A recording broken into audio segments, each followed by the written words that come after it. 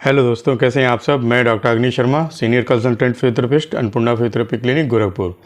दोस्तों, अगर आप अपने गर्दन दर्द से निजात चाहते हैं तो इन 3 चीज़ों पे आपको फोकस करना ही पड़ेगा। मैं आज आपको उन्हीं 3 चीज़ों के बारे में बताने वाला हूं कि जिन पे फोकस किए बगैर आप अपने गर्दन दर्द से निजात नहीं पा सकते हैं।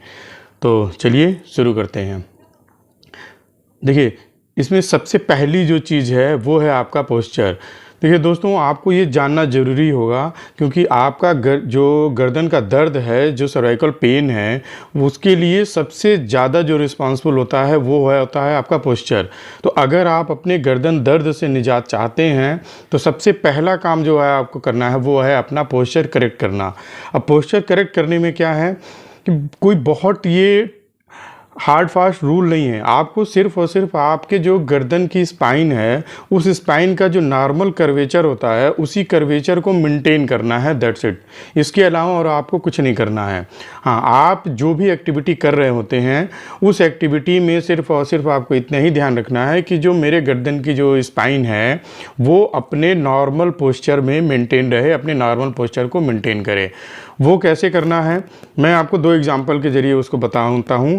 पहली चीज़ जो है, जो हम जब सोते हैं उस समय हमारे गर्दन की जो स्पाइन है या गर्दन की जो पोजीशन है वो कैसी होनी चाहिए। देखिए, बहुत से लोग ऐसे होते हैं जिनका ये मानना होता है कि मैं तो पिलो लगाता ही नहीं हूँ। ये बहादुरी की बात नहीं है, ये अच्छी बात नहीं है। आपको सर्वाइकल आपको पिलो लगाना ही लगाना है। हाँ, बशर्ते ये है कि आपको गलत तरीके से नहीं लगाना है। जैसे आप बहुत से लोग देखेंगे, आप एक पिलो है उसके ऊपर एक और पिलो, या फिर उस एक ही पिलो को फोल्ड करके लगा लिया, तो वैसे नहीं लगाना है। गर्दन आपको पिलो बनी हुई है आपके गर्दन की सुरक्षा के लिए, उसकी नॉर्मल पोजीशनिंग के लिए। कैसे लगाना है वो मैं आपको बताता हूँ। देखिए, सपोज दैट ये आपका पिलो है, इसको आप लेट रहे हैं। अगर आप करवट लेट रहे हैं तो करवट लेटते समय इस पिलो को, इस तकिए को आपको इस जगह पे प्लेस करना है। देखिए, ये जो पिलो है वो हमारे सर और कंधे दोनों के बीच की जो गैप है, इस गैप को फिल करने के लिए बनी है। इसलिए आप जब भी करवट लेटें तो उसको इस जगह पे लगाएं। अब आप देखेंगे ऐसे आप लेटे हुए हैं, आपकी गर्दन बिल्कुल न्यूट्रल पोजीशन में है, जैसे उसकी पोजीशन होनी चाहिए वैसी है। नहीं लगाते हैं तो आप करवट लेटेंगे तो गर्दन इस तरीके से लटकेगी।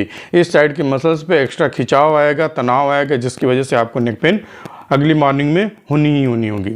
दूसरी चीज़ क्या है, जब आप सीधा लेट रहे हैं तो इसी पिलो को बिल्कुल ऐसे नीचे गर्दन में लगाएं इस तरीके से, क्योंकि ये पिलो जो है, जब आप ये सर और धड़ दोनों के बीच की जो गैप है, जो गर्दन वाला हिस्सा है, इसमें हमको इस पिलो को सेट करना होता है, जिससे हमारी जो गर्दन है, जो गर्दन की स्पाइन है, वो बिल्कुल सीधी रहे।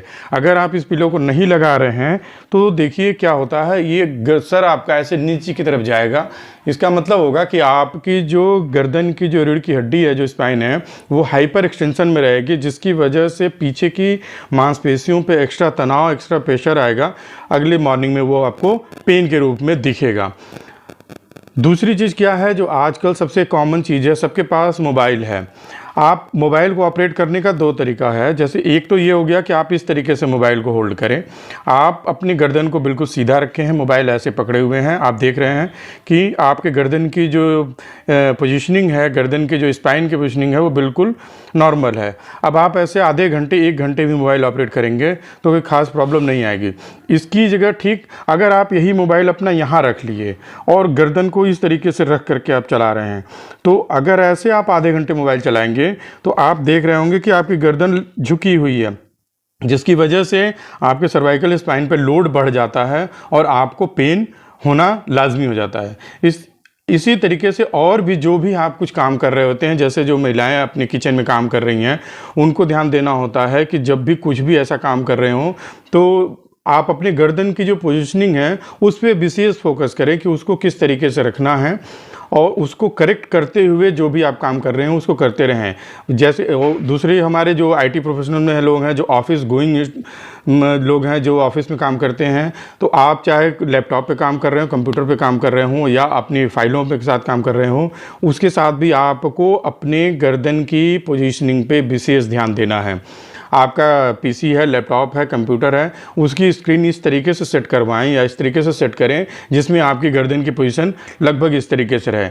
स्क्रीन सामने है, आप ऐसे बैठे हैं, काम करिए, कोई दिक्कत नहीं होगी। लेकिन वही स्क्रीन नीचे की तरफ है, गर्दन आप ऐसे झुकाए हैं, काम करेंगे, स्वाभाविक सी बात है आज नहीं कल 2-4 दिन या 2-4 महीने बाद आपको पेन होना शुरू ही होगा। और अगर हो गया है तो फिर अगर आप अपनी पोस्चर को करेक्ट नहीं कर रहे हैं तो चाहे आप ट्रीटमेंट कुछ भी लीजिए, आपको आपके गर्दन दर्द से आराम नहीं मिलने वाला है। इसलिए सबसे पहला आपको काम करना है, अपने पोस्चर को करेक्ट करना है। अगर कुछ चीज़ें नहीं समझ में आती हैं कि जैसे मैं ये काम करता हूँ, इसमें मैं अपने गर्दन की पोजीशन कैसे रखूँ, तो आप मुझे भी कांटेक्ट कर सकते हैं या आप अपने जो आपके नियर अबाउट में जो आपके फिजियोथेरेपिस्ट हैं उनसे आप ये पूछ सकते हैं कि इस पोजीशन में मेरी गर्दन कैसी होनी चाहिए, वो आपको डेफिनेटली समझा देंगे।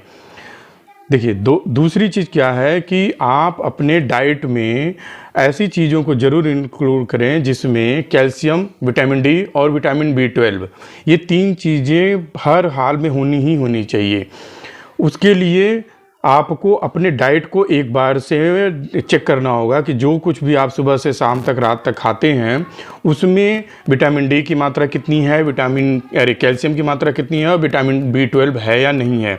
अगर नहीं है तो आप अपने डॉक्टर से कंसल्ट करके पूछिए कि मुझे और क्या क्या चीज़ें लेनी चाहिए, या मैं इसकी बेस पे भी एक दूसरी वीडियो बना दूंगा